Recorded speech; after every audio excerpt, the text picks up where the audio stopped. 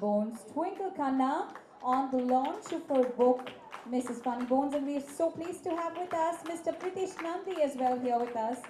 Thank you so much, sir, for being here with us. And a very special thank you to our audience here at Crossword for joining us. Well, both the author and Mr. Pritish Nandi do not need any formal introductions. We're just so pleased to have them here with us at Crossword. But just for a small lame jokes like, why do all Hindu boys worship their mother? Because their religion tells them to worship the cow. Well, to know all of this and much more, or to see all the wit and fun that she's put together in this book of hers, I'm now going to hand it over to Twinkle. And of course, a very special thank you to Mr. Pritish Nandi for doing us the honors. Thank you so much, sir, for coming. Before we have Twinkle and Pritish both talk about the book, can we unveil the book for our audience here? We have a wrapped copy for both of you. If you all can kindly do us the honors, we have the print media in front and the electronic media behind. We just need a few photo ops, and for that, if you could unwrap a copy of the book. Here we go, Mrs. Funny Bones. Please don't forget to grab your copy. Twinkle will be more than happy to sign copies post the event.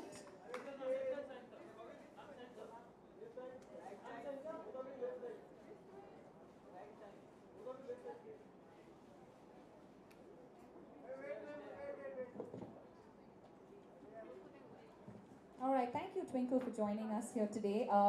If you can see right there, we have your book as the Crossword #1 bestseller in the non-fiction category. So congratulations on that. Can we have a round of applause? The book has been released a short while ago and is already, receiving rave reviews and such positive word of mouth. Congratulations, Twinkle.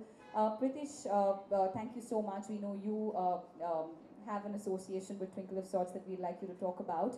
But Twinkle, tell us, I mean, you've already had a launch of the book, and today it's more about, of course, telling us more about what's in the book, but how does it feel? Your first book out, receiving so much of positive reviews and, so much of positive word of mouth. What should I say? I'm mighty pleased, and it's wonderful. I didn't expect any of this. I actually wasn't even going to write a book, and the person who's responsible is Mr. Nandi. He is the one who first came up with this idea that I should write a book. In fact, he handed me a contract as well. And it's all thanks to him. That's why he's in my acknowledgements. He's the person that I call up. He's a dear friend, not my 3 a.m. friend, because his line is tied up with other women at that point. So, but yeah. Mr. Nandi, would you like to tell us a little more about this so-called contract, or, the push towards writing a book? Well, it was another publisher to whom I very strongly recommended that a competitive publisher. Oh, at this point, we'd like to thank Penguin Random House. Thank you so much. And I said, this book will be a killer app for you guys. Just go and do this book. And I said it on the phone. In 24 hours, there was a contract. I tried to persuade her, but she's wiser than I am. So she kind of looked at all the commas and punctual stops and threw it to her lawyer, her chartered accountant, and the man of the house, and whatever. And at the end of it, she chucked it out and went with Chiki Sarkar, which is fine. I think Chiki Sarkar is a great woman and a fine publisher.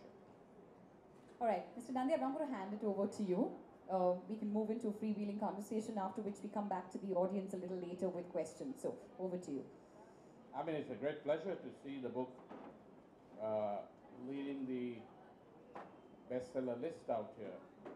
because till the other day I saw, despite the fact that I think she's the cleverest writer around these days, that I saw her lagging behind Chetan Bhagat and the Malayala Manorama yearbook in one of the bestseller lists. So I thought I'd ask her how she copes with these kind of minor disasters. So Mr. Nandi has this habit. He on Twitter he will talk about other writers and tag me, and then I'll make a lame comment and it will be called a Twitter war. And he's doing that again. He's pulling me into this thing. I'm extremely envious of this Manorama textbook. In a way, and in a way, it's heartening to know that people are buying books on general knowledge. So that's a good thing. It's an almanac actually, it tells you your fortune too. No, it doesn't. And about the rest of it, well, I did tell Mr. Bhagat that I will never sell as many books as him. So if I come close to that, then I think it's good enough. I've already made my stance clear. You know, she's in her speech, as much as in her writing and in her book, she's devastatingly wholesome. So I want to ask her how she manages to stay so wholesome. Am I like an atta product which is wholesome and healthy? I mean, no, there's nothing wholesome. No, there's nothing remarkable, even remotely mean, vicious, angry, opinionated. Nothing. It's charming. It's always wonderful. It's a great experience reading her, because when you read her, you come away saying, "Hey, that was fun." And you're not having fun the way you normally have fun, by being mean, vicious, the usual stuff that we celebrate in this country, particularly in the media. The man of the house says, I really wish you were this woman in the book who's always so calm and collected. And I tell him that I probably have to join Baba Ramdev and do 4,000 Kapal Bhatis a day to be that calm. So I'm not really as cool and collected as Mrs. Funnybones, but she's the woman I want to be. Let's put it that way. Tell me, most of your articles are somewhat time-tagged. Is that a literary device, or do you really live your life like that? I'm a mom and I have a couple of jobs, so time is a major factor. And the second thing is I want to say many things without boring people, and how do I tie up those bits together? That's why I came up with a time schedule, so that I can put it all together without using extra sentences to connect each bit. Because I could start a column with my Desi Jeeves coming and spraying deodorant on my flowers instead of water spray, and then end up with Hardik Patel and reserving seats for all the grade 8 moms. So I need to tie all of it up together. You know, the interesting part is that her actual universe in the book, the little that the columns that I've read, now I'm sure that I've missed out one or two of them, is a limited universe. And it's a small universe, it's a limited universe, but like all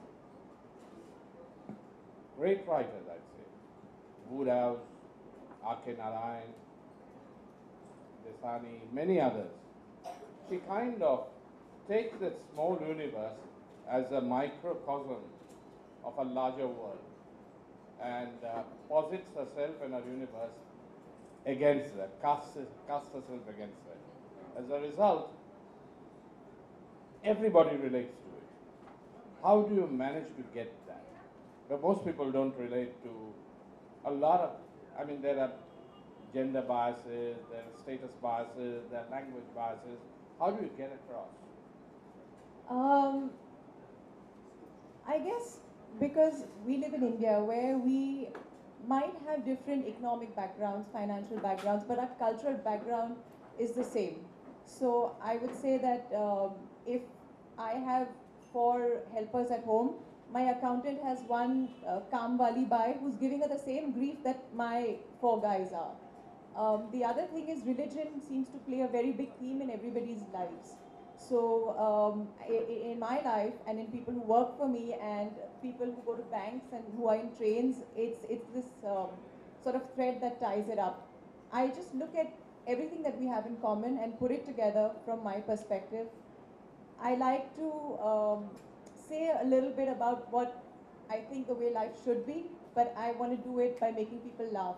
Nobody's interested in listening to a lecture. If I talk to my kids and I give them a lecture, they don't care. But if I make a joke about it, then it kind of filters in, and that's what I do with my writing, I guess. Simple. Okay. And why, again, curious, this is a very curious literary device. You don't name anything or anyone. When you talk about a book, you talk about a book. You don't talk about a specific. When you talk about a person, you talk about such a generic definition of the person. My Kamalabai. There's never a specificity to the objects in your column and to the people in your column. Why is that? That's very curious literary device. This Tuesday, you will be in the column as you, Mr. Nandi. Okay, so we'll put you there since you brought this up. I don't know. I guess I didn't want to call the man of the house by his name. The other, and I'm an Indian woman, you know, we say Sunoji and all of that, so really that would have not worked. No, I don't call him Sunoji, but I just felt that people would be able to relate to it more if the names were not there. And, you know, that's, I don't know, that's just something that I started with. It wasn't something I really thought all the way through. It worked, it worked. If there's no specificity even about the place. You say we are traveling. Which place? Where? The city? But I get my point across, That's right? Without all these little No, it's things. perfect. It's perfect. I'm just saying. I mean, I it's have a other unique names. literary device. I have other names. I have stay free, sanitary napkins written right there. I mean, the things that we need to read are there. That's what we need to know. Yeah, I'm surprised time lets it go by without asking for branding fees. I'm not going to get into it again. He's pulling me there. Do you really enjoy writing? Because if you don't, how do you manage to write a regular column? No, I like it. I love it. It's taking over my practice of yoga. I'm there. I'm writing, though I'm writing things which sort of revolve around my life. I'm removed from it in my brain. I'm absolutely separate. It's almost like being mindless because you are not really present there. It's words and tying them up, and it sort of flows. So yeah, it's a form of, I would say, my yoga now. You do yoga as well. I do yoga as well, and I write as a discipline. I can't confess, I can't say I enjoy it very much. Like I've been writing for far too long, but I can't do without it. That's the problem. It's a discipline. I write every single day. I might write 4 lines, but I write every single day. Every morning by 7:30, I sit down and I write a little bit. Do you read every single day? I read every day, unfortunately. Science fiction. Science fiction. We actually bonded over Arthur C. Clarke, and he met him, so I was very fascinated. And then we decided we both like the Mad comics, so Yeah. we have a few reading habits. Apparently, I only read things that plump, pimply teenage boys read: science fiction, horror, zombie stories. Yeah. So I'm a plump. She's just behind me. She just described me. Plump, pimply teenage boy. Be happy I call you teenage. No, I think there's a lot of fun in the kind of stuff we read. That it was much. I think it's a little more fun than Dexter. Then what? Dexter. What's Dexter? We haven't watched Dexter. No, Dexter I don't is. watch TV too much. It's a doctor? It's a television serial about a guy who's a cop who goes around catching people and murdering them beautifully, elegantly. I haven't seen that. I must. Chopping them into little bits and pieces, and that is the in thing. Yeah. I just had a friend of mine, an advertising executive, an excellent writer otherwise, Anil Thakrani, who sent me his new book about a guy who keeps chopping up people. He doesn't do anything more than that, chopping up women. And I sympathize with him, but I think it's a little odd. I don't know about chopping up women, Mr. Nandi, since you seem to enjoy that. No, I just Good luck did to you, but it's not something that I would confess to. No, somebody's actually written a book on it. That's what I'm saying. I wouldn't even think of it. This is just to safeguard him. If there's anybody chopped up in a bag, you know who to find. Somebody who enjoys that. So, should we, any questions, anything that you want to know and don't know already? Hi, Tara. Hi, Twinkle. Firstly, I'd just like to say a huge congrats. Thank I think you. the book is super. I've read the book, so for those who haven't, read it. As a mom, as a fellow mom, I really relate, and I think all moms are multitaskers, guys are as well. But what really resonated for me, and this is why I've been really wanting to meet you and have you on my show, is that, you know, my dad, he was an author, and he always said to me, because I used to act in films and stuff, I was no big star, but he always said to me, you know, after kids especially, he said, never stagnate, always reinvent yourself. And you know, I did that by creating a show, and I'd noticed that you've really, now I don't know if it's a reinvention, but you've really become a huge name as an author, and you write very well as a columnist, and honestly in your own right, apart from having done films and your universe, as you know, Pritishji mentioned. But was this a conscious decision? Like, did you decide one day that you're going to reinvent yourself and you're going to? Because you said that it came from Pritish. In the book, you also mentioned that Sarita nudged you in that direction. But I'm sure you always knew it was in you. I mean, obviously, you've always known that you had this hidden gift. So, did you consciously decide that, okay, now I'm going to reinvent and I'm going to be the discovery of the decade, as Karan said? No, I was planning on writing when I was 65. When my kids have gone, I would go to Goa, I would do some drugs finally, and just relax. And that was my plan. This all happened to me much earlier in life. And I had it down to have wearing white kurta, having short nails, never dyeing my hair, going on my motorbike. But life gives you opportunities, and sometimes you say yes and it works out. I don't think anyone can really plan to reinvent themselves. It's probably a plan that would flop, I guess. No, I think honestly, because having spoken to moms, what I find is a lot of people assume that after the kids, careers may dry up. But I've actually found that they actually can be nourishment for a lot more, you know. So, I mean, I'm just saying huge congrats to you, because I think you've done that and you've done that very successfully. And I think it's very admirable. Thank you.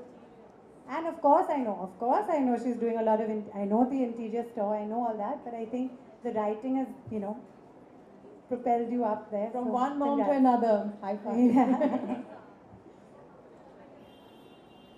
Anyone else with questions? Well, yeah.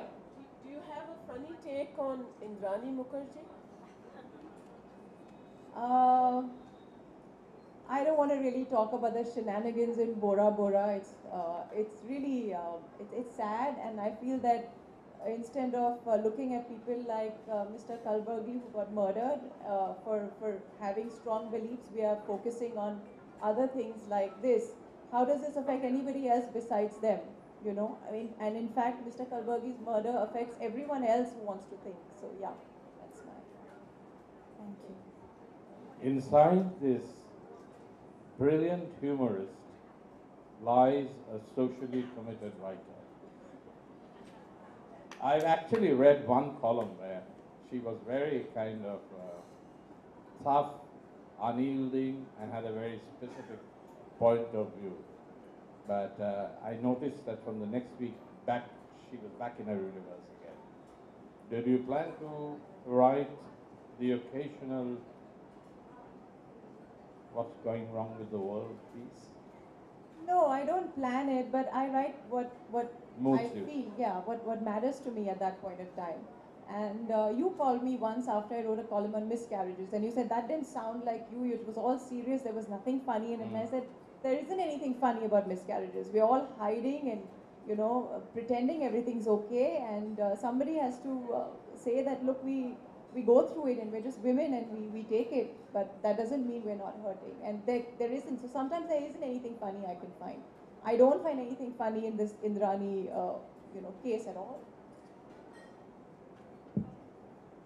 Hi, I was very inspired by reading your column when you were talking about the All India Bakchod roast and facing a cave wall, and that went viral on Facebook and all of that. And I wanted to ask you, I mean, I was very inspired, but what kind of feedback did you get from readers? Was it mostly flack? Was it mostly people who were as inspired as I was? I mean, it was a very forward-thinking column that you wrote there. So yeah. When I look back, I think that was the first piece that actually got me noticed. I've been writing for a year before that, but that was the piece that got me noticed. Did I think that I would get this reaction? No, I just wrote it. You don't know where it's going to go and how. And I sent it off. I, I told my husband, I said, I think I wrote this well. And he said, no, let me see and I'll decide. So I was like, okay, you decide, fine. And I fell asleep that night, and the next day it was everywhere. So yeah, that did work well. Thank you. Hi, I just wanted to know, Twinkle, I mean, you know, going by what Tara said and just seeing a lot of the people in the audience and also your point of view and your columns, one might think that they're very skewed towards women. But I just wonder, in terms of the readership and the response you get, is it equally divided, and what kind of reaction do you get from your male readers? I think it's pretty much equally divided. I do look at things from a woman's point of view. I can't help it. It's biological. That's the way I'm made. I think it's yeah. I'm not male bashing. I might push a woman up, but I'm not really doing that, you know, by making her stand on top of a man. Yeah. What I mean is that, I mean, we sometimes live under this sort of ancient misconception that the men in our country are still also living under a rock. But do you find that there are progressive, you know, just as progressive as women are today, that there are enough progressive readers of both genders who respond correctly and they get your point of view? Well, here's one besotted male reader of ours who doesn't live under a rock, I promise you. There are a few like him, and I wish there were more. Let's put it that way.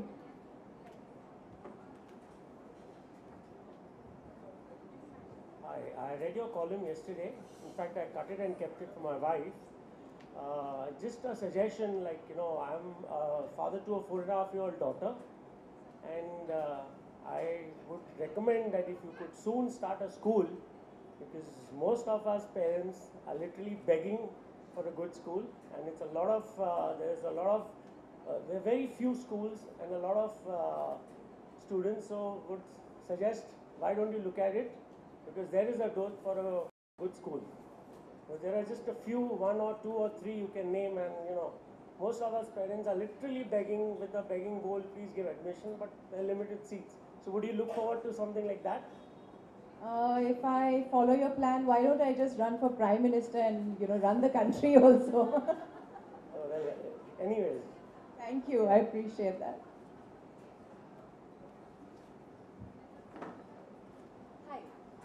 So, you know, anyone who writes, especially for the internet, you're really putting yourself out there and opening up yourself for like lots of feedback, which is sometimes negative. Do you ever feel like you have to deal with internet trolls at times, like people who just, because they're anonymous on the internet, they feel they can say whatever they want, whether as comments on your columns or as tweets, and how do you deal with that personally? Of course there are, I mean, trolls.